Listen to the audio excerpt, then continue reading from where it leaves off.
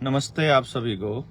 और मैं आप लोगों को ये वीडियो इसलिए बना करके दे रहा हूं क्योंकि आने वाले वक्त की तैयारी कर लीजिए।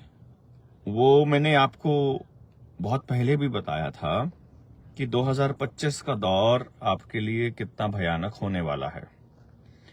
आपके बच्चों को आपकी मर्जी के बिना, आपके जाने बिना, आपकी कंसेंट के बिना, आपकी जानकारी के बिना और बच्चों की जानकारी के बिना वो इंजेक्शंस लगाए जा चुके हैं। टेटनस के इंजेक्शन के बहाने या किसी और इंजेक्शन के बहाने आपके जानवरों को भी लगा रहे हैं और दूसरे और लोगों को भी लग रहे हैं। आपके लिए बड़ा जरूरी है ये जानना कि आज जो एक 7 साल की बच्ची, अहमदाबाद के एक अच्छे प्रीमियम स्कूल में पढ़ने वाली बच्ची, अचानक से कुर्सी पर बैठती है और उसके बाद वो बैठी ही रह जाती है। स्कूल हालांकि छुपाने की कोशिश कर रहा है कि स्कूल में बच्चे की मौत नहीं हुई है, लेकिन आप सबको मालूम ही है कि अस्पताल तक जाने का मौका नहीं मिला, और जिसको भी मौका नहीं मिला उनका मालूम है कि क्या हुआ था। जनता सरकार मोर्चा में हमारे एक साथी हैं, उनकी भी बेटी का 6 साल की बेटी के साथ यही हुआ था। जब वो तरह तरह की पता नहीं कौन सी याद भी नहीं रहती है। पेरेंट को तो पता है कि डीपीटी की थी कि बीबीसी की थी, कौन सी थी। हमें तो इनका नाम भी नहीं लेना चाहिए, किस तरह का जो फर्जीवाड़ा इन्होंने दवाइयों के नाम पे और बीमारियों के नाम पे किया हुआ है। लेकिन जब लगवा के घर आता है तो बच्ची को बुखार होता है और उसके बाद वो बच्ची आज तक, मतलब बस उसके बाद तो अब जिंदगी में उनके यही है कि अब हमें और बच्चों को बचाना है। ऐसे कितने माँ बाप हैं जो इनका शिकार हुए हैं, कितने बच्चे हैं जो इनका शिकार हुए हैं। आपको हमने बताया था बहुत पहले, स्कूलों में टीचर्स को भगवान मानना बंद कर दीजिए। वो नौकर हैं, क्योंकि उनसे आप जाकर पूछोगे कि सच क्या है तो वो कहते हैं हमें नहीं मालूम, डिपार्टमेंट का ऑर्डर आया था।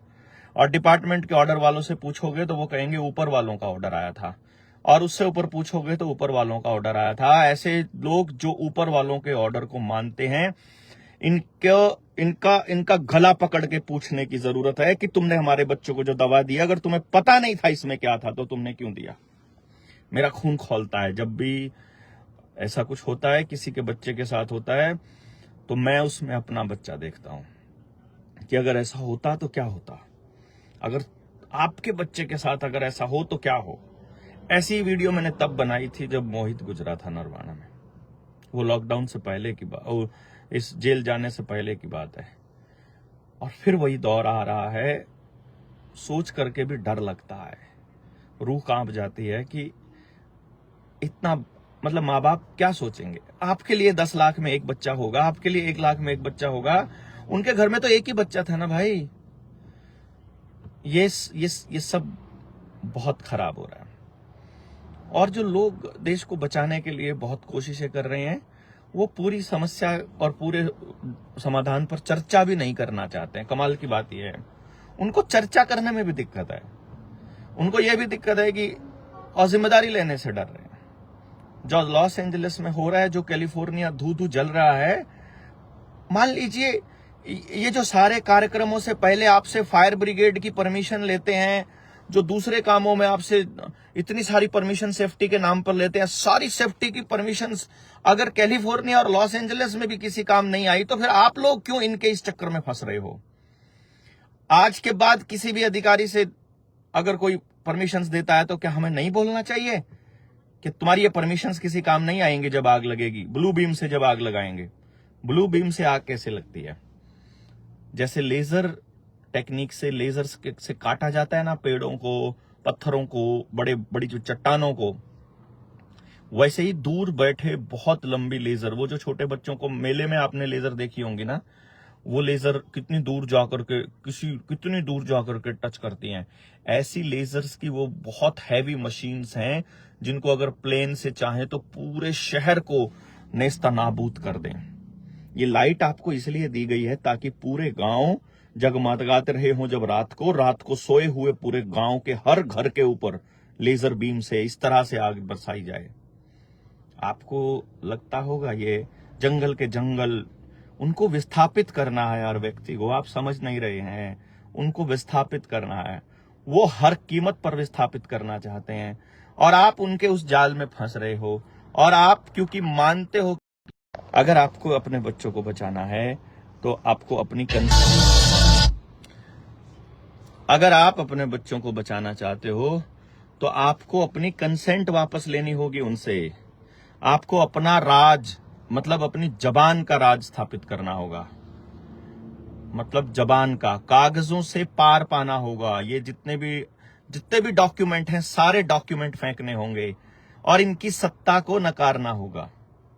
अभी हम आपको सिर्फ मोटे तौर पर इस बात का बीजारोपण कर रहे हैं कि आने वाले वक्त में आपके आसपास भूखमरी का दौर आ सकता है, तो कम से कम 2 साल का अनाज जरूर रखिए। आपको पानी के नाम पर मतलब कुछ भी पानी में डालकर दिया जा सकता है, मैं जहर नहीं कहूंगा, मतलब आप समझ जाइएगा। आप बीमार हो सकते हो, शरीर पर फफोले आ सकते हैं और उसके नाम पर आपको कोई इंजेक्शन दिया जा सकता है। इसलिए पानी आपके पास अपना होना चाहिए। जितनी फैक्ट्रियां, जितने शुगर मिल, जितने उद्योग धंधे आसपास चल रहे हैं, हर उद्योग धंधे के बाहर गांव वाले जाएं और उस उद्योग धंधे वाले से पूछें तुम्हारा जो वेस्टेज है वो कहाँ है। जितनी ये टॉयलेट क्लीनर बनाने वाली कंपनियां हैं, केमिकल्स वाली कंपनियां हैं, पेंट वाली कंपनियां हैं, शुगर वाली हैं, अल्कोहल वाली हैं, इन सबसे बहुत ही जहरीला और गंदा पानी निकलता है। मतलब इस तरह की बहुत सारी फैक्ट्रियों के अंदर। उनसे पूछिए आपका पानी कहाँ जा रहा है। वो अंडरग्राउंड पानी में बोर करके भेज रहे हैं और अंडरग्राउंड पानी आपका खराब हो रहा है और उस अंडरग्राउंड पानी खराब होकर के फिर वो आपको पानी को साफ करने की तकनीक बेच रहे हैं। उसके बिना आपका काम नहीं चलेगा। तालाब दोबारा से जिंदा करने होंगे, जमीनों पर वापस गांव का कब्जा करना होगा। पंचायत से बड़ी ग्राम सभा है, इस बात को जानना होगा और गांव के लोगों को अपना राज, जो समाज आधारित व्यवस्था है, वो बनानी होगी। अगर ये व्यवस्था बनाने में हम लोग नाकाम रहे तो फिर आपको मजबूरी वश इनकी व्यवस्था में नौकर बनकर, गुलाम बनकर रहना होगा। बस उतना खाइए जितना आपको जरूरत है, उतना लीजिए जितना आपको जरूरत है, उतना ही मिलेगा जितना आपको चाहिए। ये वो आपकी जरूरतें ऑलरेडी आपके काम से तय कर रहे हैं और जो व्यक्ति जितना कर रहा है, जितना उसको मिल रहा है, उससे फालतू मिलेगा। जैसे अभी अनाज दे रहे हैं, इनका अनाज फेंक दीजिए, इनका अनाज फेंक दीजिए। सच कह रहा हूं मैं, जो भी ये दे रहे हैं इनका पैसा इनके मुंह पर मारिए, बोलिए तुम्हारा कुछ नहीं चाहिए, लेकिन कोई कागज नहीं देंगे। आपको ये करना ही होगा। शहर की व्यवस्था में बैठे लोग गांवों को सपोर्ट करना शुरू कीजिए और गांव से बात करना शुरू कीजिए। गांव को दोबारा जिंदा करना शुरू कीजिए। गांव बचेगा तो भारत बचेगा। ये हरामखोर शहर को विस्तार करते करते गांव को उस नगर पालिका की सीमा में ले जाते हैं और कहते हैं तुम्हारी जमीन की कीमत बढ़ गई। अरे अगर मान लो एक जमीन की कीमत, मतलब एक एकड़ जमीन की कीमत यदि वो 50 करोड़ भी कह दें, 10 करोड़ भी कह दें, उनको क्या लगता है डिजिट ही तो ट्रांसफर करने हैं। आप समझिए, वो डिजिट उनके लिए ट्रांसफर करना कोई मुश्किल नहीं। और सीबीडीसी पूरी तरह से लॉन्च होने के बाद तो बिल्कुल भी नहीं। अखबारों के अंदर 500 रुपए के नोट के बारे में आपने खबर पढ़ी होगी कि नकली नोट बाजार में है जिनको पहचानना मुश्किल है। तो जैसे 2000 का नोट गायब कर दिया, ऐसे ही 500 का नोट गायब कर देंगे, आपके पास क्या बचेगा। मेरी बात को समझिए और अपनी कैश में डील करना शुरू कीजिए। डिजिटलाइजेशन का पीछा छोड़ दीजिए। मोबाइल को रात को ऑफ करना चालू कर दीजिए और गांव के अंदर जितने भी वो रेडिएशंस हैं हाई मतलब वाईफाई वाले, वो सारे बंद करवा दीजिए और अपने बच्चों को बचा लीजिए। स्कूल के वालों को बोल दीजिए हमारी इजाजत के बिना किसी बच्चे का ना कोई अपार आईडी बनेगा, ना कोई सैंपल देंगे, ना कोई स्कूलों को इन्होंने अपने एक्सपेरिमेंट सेंटर बना रखा है, आप समझ नहीं रहे हैं।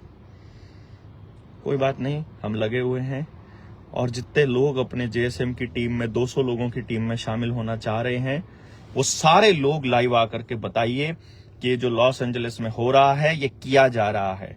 भूकंप, बाढ़, बारिश, सूखा, ये सब वो लोग कर सकते हैं। खुद बोल रहे हैं हमने एक्सपेरिमेंट्स किए हैं, सर्च कर लीजिए सर्च इंजन्स पर, वो सब कुछ किया जा रहा है। आर्टिफिशियल है ये, बेमौसम बरसात भी हो रही है और ये आप लोगों को विस्थापित करना मुख्य काम है इनका, क्योंकि जो आदमी विस्थापित हो जाएगा वो शरणार्थी हो जाएगा और क्लेम नहीं कर पाएगा।